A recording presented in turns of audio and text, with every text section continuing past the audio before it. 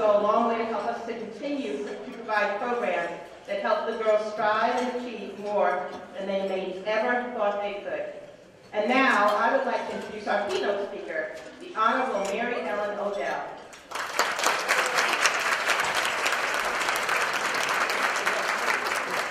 MaryEllen is a lifelong resident of Putnam County, having grown up and still living in Carmel.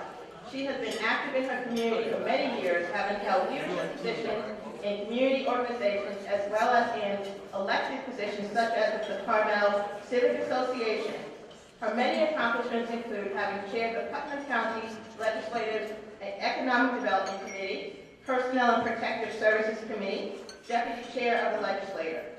MaryEllen also formed and chaired the Fiscal Vision and Accountability Commission, comprised of citizen volunteers, business leaders, and elected officials whose purpose was to streamline government and cut bureaucratic red tape while making government more efficient and less expensive.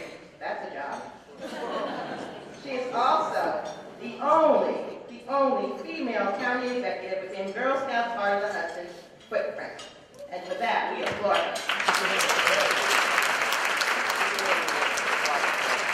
A leader who is a true role model for girls, please join me in welcoming the Honorable MaryEllen Odell to the podium.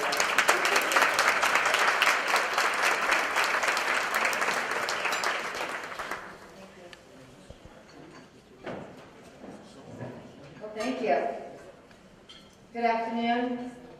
Thank you very much for inviting me to be the keynote speaker. It really is an honor and a privilege. I'm here today with some amazing women that I've had the privilege to call friends and colleagues and family. My sister Michelle is here representing Consolidated Edison.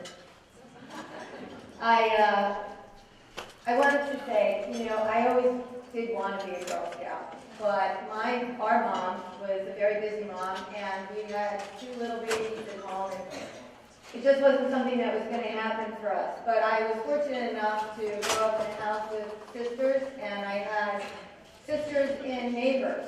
We had friends, women, girls that we grew up in. We climbed trees, we built tree forts and snowmen, and baked cookies, and colored, and did color forms. Anybody remember any of that? The girls go like, what? What is it? Color what? Color forms? And really, you know, I have to say that my life has been inspired by growing up in a matriarchal household. I have a grandmother, May O'Brien, who will be 100 years old next month. And May was a single mom, a working mom, raising my dad through the war, the Depression, the war, through the 40s, 50s, 60s. She held her own career with Consolidated Edison for 47 years. You know, she was really an inspiration. Her mom, Julia O'Neill, emigrated to this country during the Irish famine and raised 5 children and kept the household going. My mother was an at-home mother, which Olive and I, Dr. Osborne and I were just discussing with her mom, teaches that for most of us who are working women, we know that it's a little secret. It's easier to go to work. And we don't really tell anybody that, do we? We just come home saying, gosh, we worked so hard today, didn't we? But my mom raised the 4 of us, and she held the fort down, and she really is the arc in our lives when it comes to strength.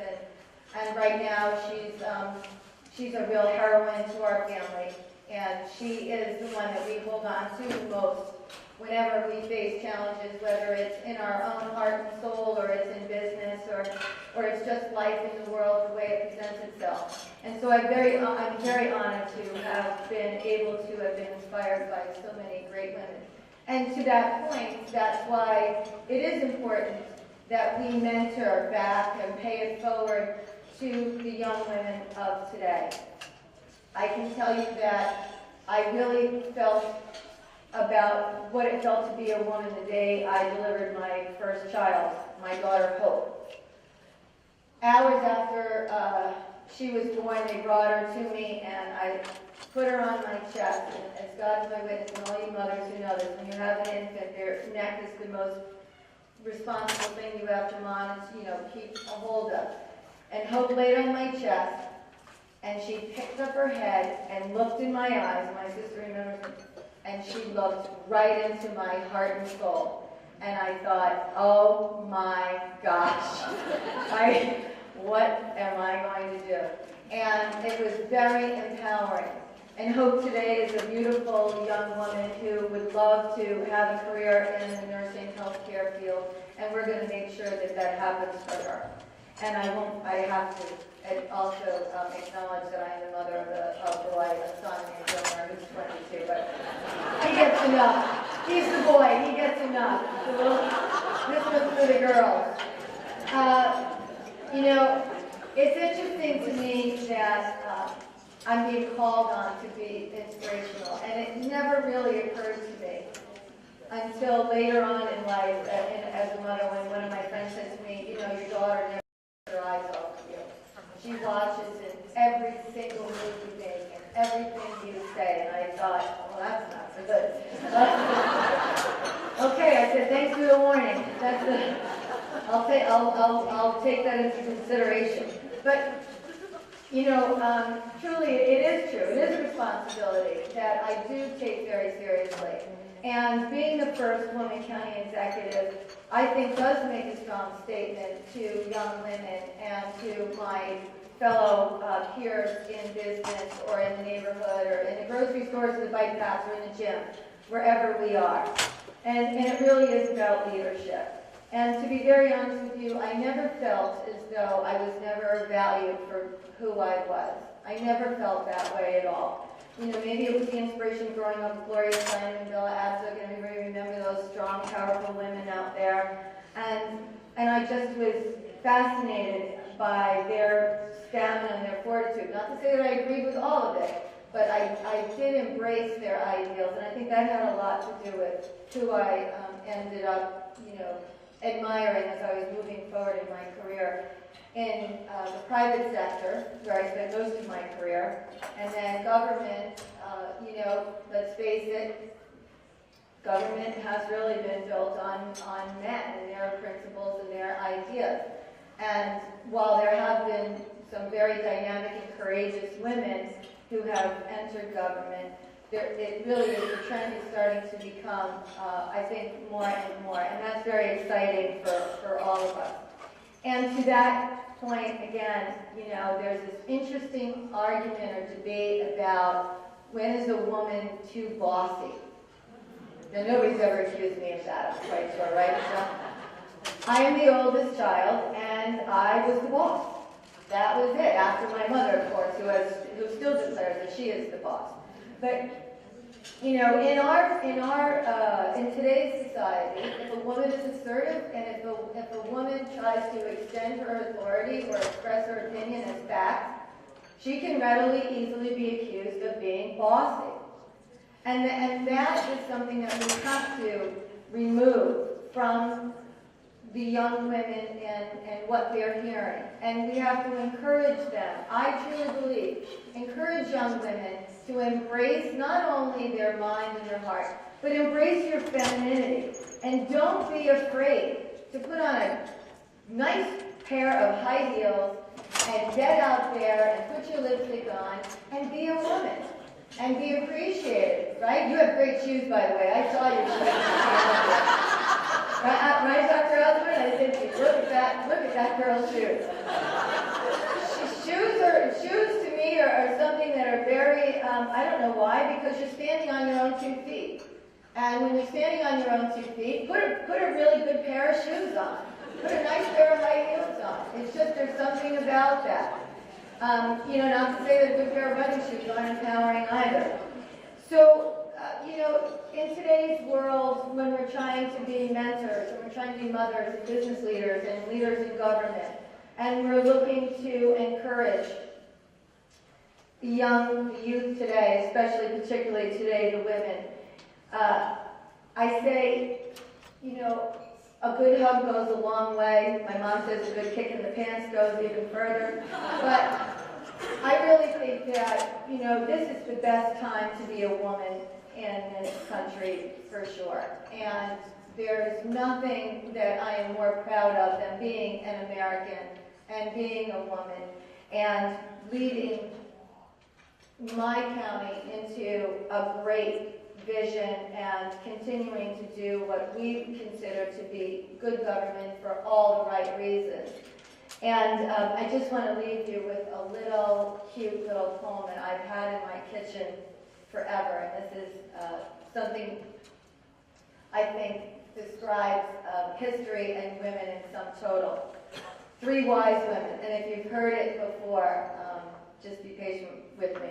3 wise women would have asked for directions, they would have arrived on time, helped deliver the baby, cleaned the stable, made a casserole, bought the appropriate gifts, and there would be peace on earth. Thank you.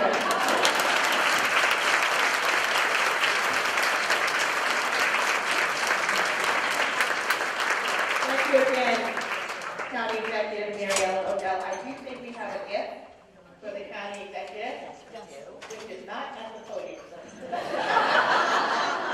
Forget it. Okay. We'll come down here and we will fill some time.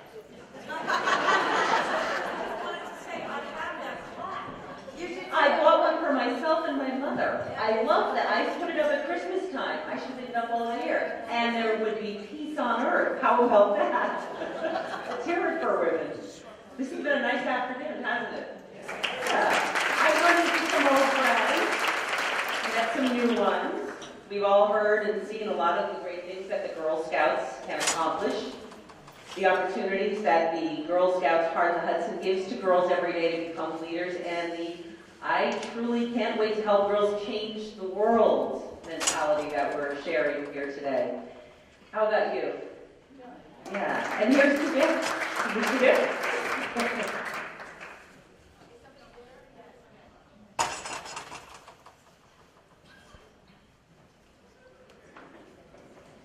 Okay, so nothing like live TV. Before Pat bids us farewell for the afternoon, I do want to take the opportunity to thank you, Pat, for being a wonderful mistress of ceremonies. Please join me in giving her a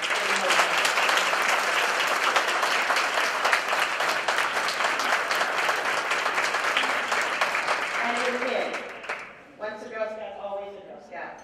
And again, to the Honorable MaryEllen Odell, thank you so much for your inspirational speech.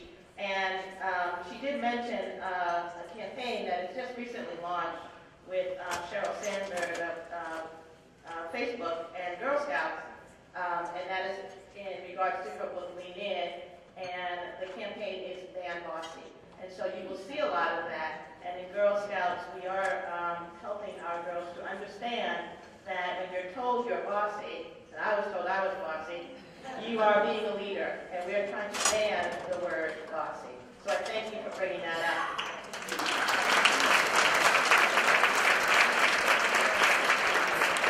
Thank you again, everyone, for joining us today. Have a safe trip home or back to work. Drive carefully. Thanks.